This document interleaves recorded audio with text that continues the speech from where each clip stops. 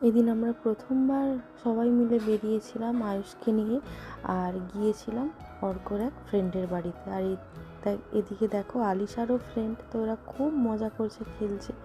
আর আলিশাকে ওর এখানের আন্টি এই হাতে বানানো ব্যাগটা গিফট করেছে, কি সুন্দর না দেখতে।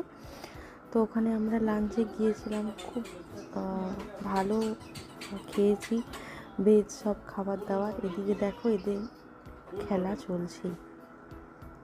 আর বেরোবার সময় ওরা দুজনে ভাইকে কোলে নিয়ে বসে আছে, কে কোলে নেবে তাই নিয়ে খুব ঝগড়াঝাটি চলছিল। আর ওরা দেখো আলিশার সাথে সাথে মা বাবাকেও এই সুন্দর সুন্দর গিফটগুলো দিয়েছে।